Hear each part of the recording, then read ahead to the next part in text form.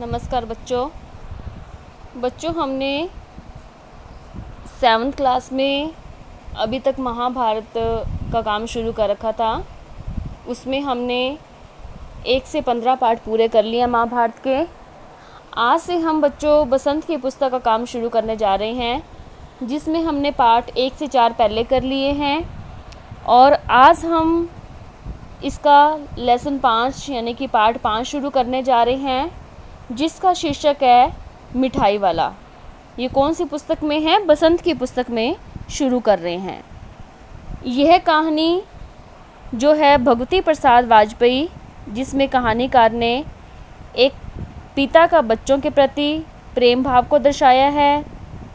किस तरह से एक पिता अपने बच्चों को खोने के बाद अन्य बच्चों में उस खुशी की तलाश करता है। ठीक है, ये चीज़ हम इस लेसन में देखेंगे मिठाई वाला में, कि वो भिन्न भिन्न रूपों में आता है, बच्चों से मिलता है, उन बच्चों में उनको अपने बच्चों की याद आती है। उसका भी जैसे एक भरा पूरा परिवार था, लेकिन वो किसी कारण से बिछुड़ जाता है और सारे सस्ते में जो वस्तुएं होते हैं वो उन बच्चों को दे के चला जाता है, क्योंकि वह उन बच्चों में क्या है, अपने बच्चों की झलक दिखती है, यानी कि उनसे मिलने आता है। तो बच्चों आइए अब हम पाठ की शुरुआत करते हैं। कि जो मिठाई वाला है, पहले वह खिलौने वाला बनकर गांव में आता है। कि खिलौने वाला जो है अत्यंत मधुर स्वर में पुकारता हुआ गलियों में घूमता है। उसके स्वर बहलाने वाला खिलौने वाला को सुनकर सभी स्तब्ध रह जाते हैं। उसके कंठ से निकला प्रेम से परिपूर्ण स्वर सुनकर बालकों में नहीं अपितु बड़ों में भी हलचल मच जाती है। उसकी आकर्षक आवाज़ सबको अपनी ओर खींच लेती है, अर्थात उसके मीठे स्वर सुनते ही गलियों में, पार्कों में जो बच्चे खेल रहे होते हैं, उनका जो झुंड है वो उमड़ पड़ता है। आगे देखिए कि जो खिलौने वाले के मीठे स्वर से इकट्ठे हुए बच्चे अपनी तोतली आवाज़ में खिलौने के दाम पूछकर मोल भाव करते हैं और ख़रीदते हैं। खिलौने वाला भी अत्यंत स्नेहपूर्वक बातें करता है, उन्हें उनके मनपसंद खिलौने देता है और अपने मधुर स्वर से सबको आकर्षित करता हुआ वह आगे की ओर बढ़ जाता है।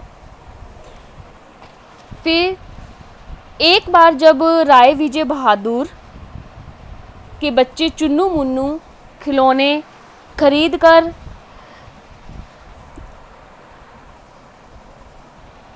घर में अत्यंत उछल कूद करते हुए घूम रहे थे, तब उनकी पत्नी रोहिणी ने बच्चों के पास इतने सस्ते व सुंदर खिलौने देखकर अत्यंत आश्चर्य प्रकट किया और कहा कि इतने सस्ते खिलौने आखिर उसने दिए क्यों दिए। परंतु अधिक विचार न करती हुई तुरंत वह अपने काम में व्यस्त हो गई। ये देखो बच्चों तस्वीर में, ये खिलौने वाला है। ये भिन्न भिन्न रूपों में गांव में आता है, कभी मिठाई वाला बन के, कभी बांसुरी वाला बन के, कभी खिलौने वाला बन के। और इसके आसपास ये क्या है, गांव के बच्चे हैं, ठीक है, जो इससे सामान ले रहे हैं। आगे 6 महीने बाद नगर में एक मुरली वाला आया। मुरली बजाने की कला में निपुण था। मीठे धुन के साथ 2 रुपये में मुरली बेचने पर भी सभी यही सोचते थे कि आखिर इतनी सस्ती मुरली बेचकर उसे मिलता ही क्या होगा, तथा उसकी बातें करते हुए लोग उसकी उम्र में उसकी पहचान का अनुमान लगाने लगते कि ये कितनी उम्र का है और कैसे क्या काम करने आ रहा है। मधुर धुन में मुरली बजाने वाले की सब तारीफ करते हैं और आपस में मिलकर उसकी पहचान खोजने का प्रयत्न करते हैं कि आखिर वह है कौन। उन्हें लगता है मानो वह वही खिलौने वाला हो, तब वह मन से उसकी प्रशंसा करते हैं। प्रतिदिन और मधुर कोमल स्वर गलियों में गूंजता तथा सब उसकी ओर आकर्षित होते। रोहिणी ने भी विजय बाबू को बच्चों के लिए मुरली लेने को कहा। विजय बाबू भी समाचार पत्र पढ़ रहे थे। उसको छोड़कर दरवाजे पर पहुंचे मुरली वाले से क्या है, मोल भाव करने लगे। इस तस्वीर में भी देखो बच्चे, अब ये जो है जो इंसान वो आ रहा है गांव में बाबा रूप चेंज करके अपना, अब ये देखो इसके पीछे क्या है, मुरलियां हैं, ठीक है। अब ये क्या है, मुरली वाले का रूप धारण करके आ रहा है मुरलियां बेचने के लिए। कि बच्चे भी जाना पहचाना सा स्वर सुनकर दौड़ते हुए झुंड बनाकर खिलौने वाले के समीप पहुंच गए। ठीक है। और किसी की टोपी गिर पड़ी तो किसी का जूता गिर गया, तो किसी का पजामा ढीला होकर गिरने लगा।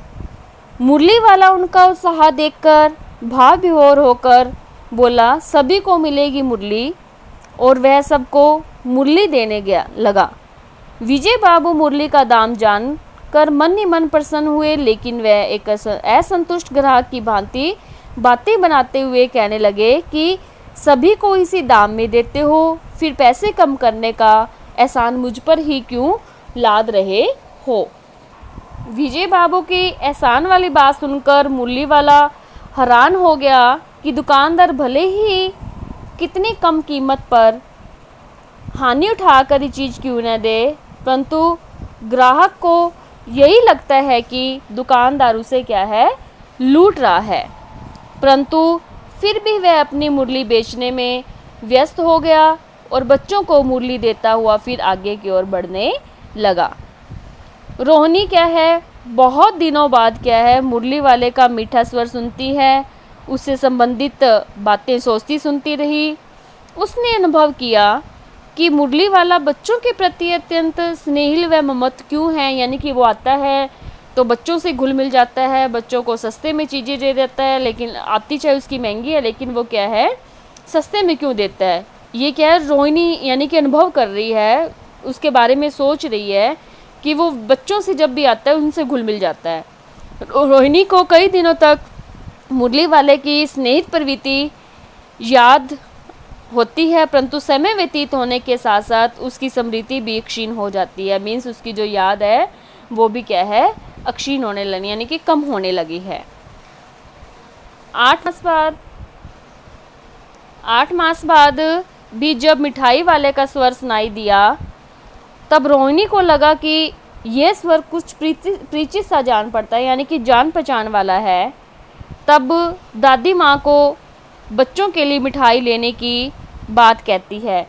ये देखो पिक्चर में कौन है, ये दादी माँ है, ये रोहिणी के बच्चे हैं, ये वही मुरली वाला है। इससे क्या है, मिठाई लेने की बात करती है और कहती है, दादी ही मिठाई वाले को बुलाकर भाव तोल करने लगती है।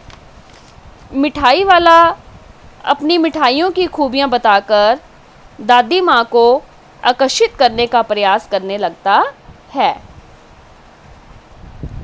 दाम तय कर लेने के बाद रोहिणी ने दादी से पूछवाया कि क्या वह मिठाई वाला पहले भी कभी आया है। मिठाई वाले ने बताया कि वहाँ खिलौने और मुरली लेकर बेचने आया था।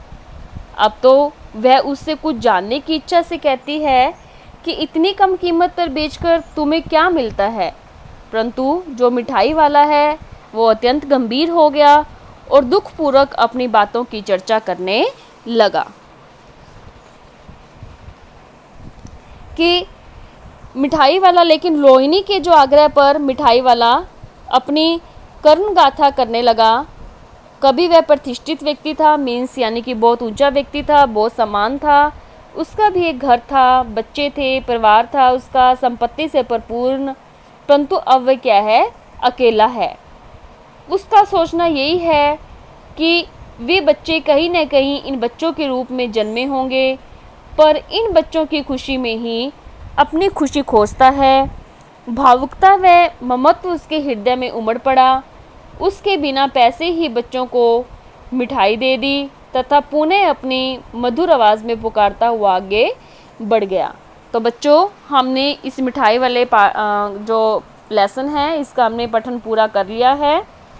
अब आपने इसका जो पठन है आपने स्वयं ने भी करना है, अपनी बुक में से अच्छे से रीडिंग करनी है। मैंने तो संक्षेप में आपको इसकी कहानी बताई है, लेकिन अब ध्यानपूर्वक इसका कंप्लीट लेसन की आप क्या है, रीडिंग करेंगे। तो बच्चों आइए मैं आपको इसके 3 क्वेश्चन आंसर समझाती हूँ, जो आपने इसकी रफ नोटबुक पर इसको क्या है, आपने फाइंड आउट करना है। जो मिठाई वाला है अलग अलग चीज़ें क्यों बेचता था और वह महीनों बाद क्यों आता था। प्रस्तुत कहानी में लेखक ने स्पष्ट किया है कि कभी मिठाई वाला भी अत्यंत प्रतिष्ठित व्यक्ति था, परंतु दुर्भाग्यवश उसका परिवार उससे छिन गया। अब वह कभी मिठाई वाला, कभी बांसुरी वाला, तो कभी खिलौने वाला बन जाता है।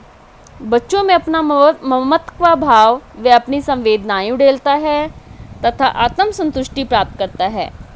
उसे लगता है मानो वह अपने ही बच्चों के समीप है, अतः वह अलग अलग चीज़ें बेचता है। वह अपने जीवन के कड़वे सत्य से उभरने के लिए महीनों बाद आता था। तो बच्चों प्रश्न नंबर 2, मिठाई वाले में वे कौन से गुण हैं जिनकी वजह से बच्चे बड़े भी उसकी ओर खींचे चले आते थे। मिठाई वाला अत्यंत स्नेहिल प्रवृत्ति का व्यक्ति था। वह अत्यंत विनम्र, शिष्ट व सभ्य व्यवहार का था।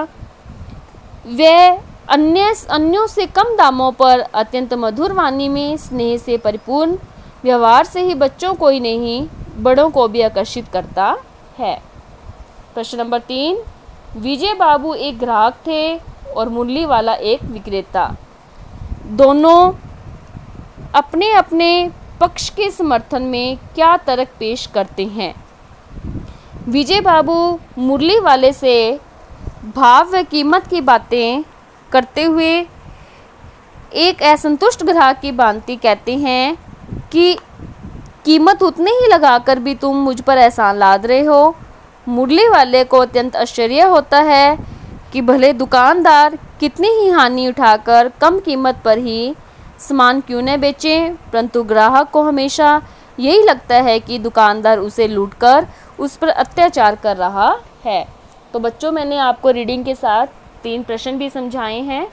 आपने उसको रफ नोट पर फाइंड आउट करना है और नेक्स्ट डे मैं आपको इन 3 प्रश्न उत्तर की PDF भी भेजूंगी, जो आपने बसंत वाली नोटबुक में ही इसका काम करना है जिस पर हमने पहले करा हुआ है। उसी नोटबुक में ही आपने क्या है लेसन 5 शुरू करना है बच्चों, और उसी में ही आपने श्रुतलेख और 3 क्वेश्चन आंसर जो मैं इसकी PDF भेजूंगी आपने उसमें राइट करने हैं और लर्न करने हैं। Thank you.